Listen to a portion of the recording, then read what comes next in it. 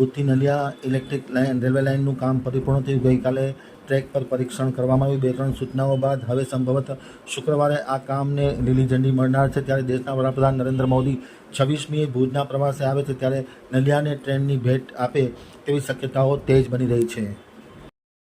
હવે જો નલિયા આમતક ન્યૂઝ બ્યુરોમાંથી હિરેન ગોસ્વામીનો એક વિસ્તૃત અહેવાલ। દેશના વડાપ્રધાન નરેન્દ્ર મોદી દ્વારા જે પ્રોજેક્ટનું લોકાર્પણ કરાયું હતું તે Bhuj Naliya 101 kilometre railway line પર ઇલેક્ટ્રિક તારનું કામ પરિપૂર્ણ થયું છે।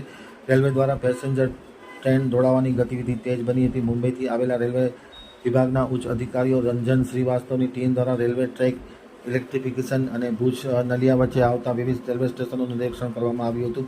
સંભવતઃ આગામી તારીખ 26મીના રોજ દેશના વડાપ્રધાન નરેન્દ્ર મોદી ભુજની મુલાકાતે આવી રહ્યા છે, ત્યારે ભુજથી નલિયાની નવી રેલવેની લાઇન પરિપૂર્ણ થઈ છે। ત્યારે કોઈપણ ટ્રેન નલિયા સુધી દોડશે તે પ્રકારની જાહેરાત કરવામાં આવશે તેવી આશાઓ તેજ બની છે।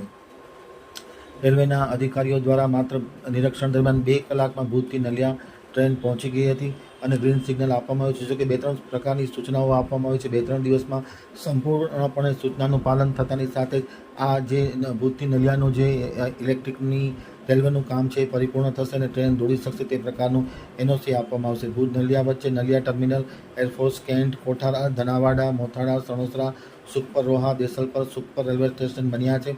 માધાપર અને જીયાપર વચ્ચે રાતા તળાવ, સુખપર, ભુજ, કોઠારા માર્ગ ઉપર રેલવે ફાટક બની ગયા છે અને સિગ્નલ પણ લાગી ગયા છે, જ્યાંથી ટ્રેન પસાર થવાની છે તે ફાટક ખોલબંધ પણ કરવામાં આવ્યું છે। પરિણામે તમામ પ્રકારનું કામ પરિપૂર્ણ થયું છે અને 26મીએ દેશના વડાપ્રધાન નરેન્દ્ર મોદી સંભવતઃ નલિયાને એક ટ્રેનની સુવિધા આપે તેવી ગતિવિધિ તેજ બની છે।